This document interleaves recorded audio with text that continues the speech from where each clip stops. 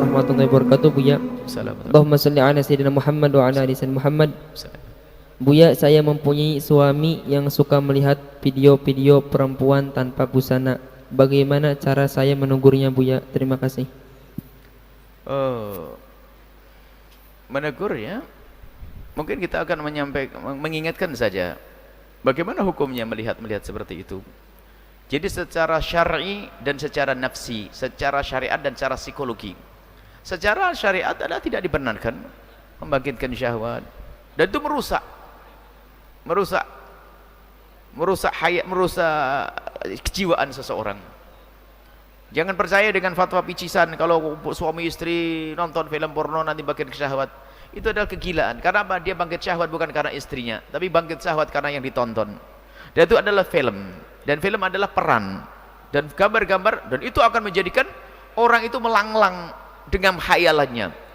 Dan naudzubillah, efeknya sangat luar biasa besar, akan kembali kepada yang ada di rumah. Karena apa? Yang dimiliki tidak seperti yang ada di sana, sehingga dia tidak akan puas sampai kapanpun. Rendah orang itu nanti pada akhirnya, sehingga tidak akan puas dengan istrinya, tidak akan puas dengan suaminya. Ini kebodohan. Sementara Al-Quran sudah mengatakan kullil mu'minina yaghuddu min absarihim, katakan kepada orang yang beriman itu agar menutup matanya. Sebab apa? Dengan mata yang jelalatan melihat ini itu, sehingga dia tidak akan menemukan sesuatu yang betul-betul memuaskan. Karena apa? Adanya di alam khayalnya, apalagi film. Kalau film itu adalah peran, akhirnya sampai suatu ketika ada seorang perempuan, Buya, gara-gara saya nonton, saya harus melayani suami saya dengan cara begini, begitu. Masya Allah, adalah kehinaan. Dan ketahuilah bahwasanya dengan menjaga mata kita, menjaga hati kita, maka ketahuilah Allah akan memberikan keindahan yang luar biasa dengan yang halal yang ada dengan kita. Tapi kalau kita biasa dengan jelatan, Masya Allah, sampai suatu ketika ada seorang bapak, seorang laki-laki berkata, saya itu tidak bisa, Buya, berhubungan dengan istri saya kecuali setelah saya nonton film kotor. Saya pikir istrinya memang istri-istrinya nggak modelnya model apa gitu. Akhirnya saya pengen lihat, datang ke sini, datang ajib. Istrinya adalah manusia normal dan wanita yang mohon maaf bisa dibilang dia juga cantik. Kenapa kok sampai tidak bisa bangkit syahwat? Karena kebiasaan busuk buruknya itu. Maka itu bahayanya bukan urusan syariat saja. Secara syariat adalah haram, secara psikologi dia akan merusak, sehingga dia tidak akan puas dengan yang dimiliki yang halal itu, dan terus melanglang, terus kena semari, Masya Allah. Apalagi sedang lihat mungkin ya model begini, model begitu, orang begini, orang begitu, dia sehingga apa? Aduh, nasib bener dia, saya punya istri kayak begitu, naudzubillah. Jangankan kok yang sampai derajat buka aurat dalam gambarnya. Kalau orang biasa membuka mata jelalatan ke sana kemari, Masya Allah, jelalatan ke sana kemari, lihat, itu pun akan merusak keindahan di rumah. Karena apa? Kalau orang di pinggir jalan itu kan selalu dilihat di saat dia sudah dandan rapi, sementara istrinya akan kelihatan 24 jam, macam-macam model ini model itu. Gara-gara mata jelalatan tersiksalah dia. Dengar Al-Quran, kulli mu'minina yaghuddu min absarihim, tutup mata. Dan nul kullul mu'minati, para wanita pun yaghuddna min absarihinna. Jangan lakukan nonton di rumah, biarpun dengan suami, bukan suatu yang baik. Secara syariat, secara kejiwaan, secara akhlak tidak pantas. Kalau Anda perempuan, Anda seorang ibu yang punya rasa malu, terhormat, kira-kira pantas enggak kalau ibu lagi nonton film porno kelihatan sama anak? Pasti malu, karena akhlak tidak baik itu.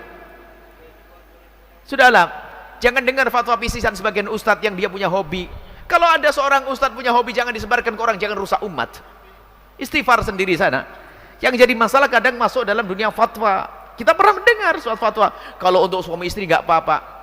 Pikir kalau ngomong itu, kalau buat suami istri nggak apa-apa. Ini berbahaya sekali, sehingga banyak keretakan-keretakan gara-gara semacam itu. Sehingga seorang suami dia menuntut istrinya harus begini begitu. Yang punya istri begini pengen begini, yang perempuan juga demikian. Suamiku tidak memenuhi kebutuhan saya, karena apa? Suamiku tidak begini. Rusak semuanya, dan sebab kehancuran nanti pada rumah tangga pada akhirnya. Wallahu a'lam bishawab. Anda ini masalahnya, masalah cara nasihatinya. Waduh, gak gampang nasihatinya. Nasihati tidak mudah. Nasihati adalah dengan diajarkan rasa takut kepada Allah, dekatkan dengan ulama. Kalau Anda nasihati sendiri biasa, kalau suami istri nasihati itu nggak gampang. Anda dekatkan pada ulama, yang ulama soleh. Ini yang jadi masalah kalau ternyata suami Anda berguru dengan ustadz begitu, kan kacau. Kata ustadz gak apa-apa, wah berantem nanti.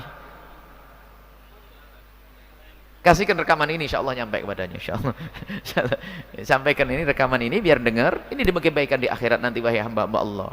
Kalau mungkin ada orang yang pernah biasa nonton dan sebagainya, itu hendaknya perlahan untuk menarik diri. Dan itu kecanduan. Saya membaca buku bahasanya itu kecanduan.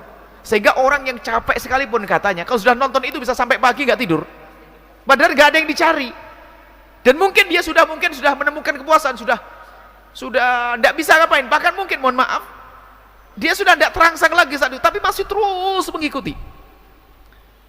Belajar 1 jam capek, tapi kalau sudah nonton itu katanya sampai pagi pun tidak kerasa. Na'udzubillah. Lihat, lebih daripada candu-candu itu. Takutlah kepada Allah, ya hamba Allah. Jaga matamu, akan semakin indah apa yang Allah berikan kepadamu. Tapi kalau kau umbar matamu, Allah akan uji dengan ketidakpuasan. Dan itulah siksa yang halus, tapi benar-benar siksa. Na'udzubillah. Allah a'lam bishawab.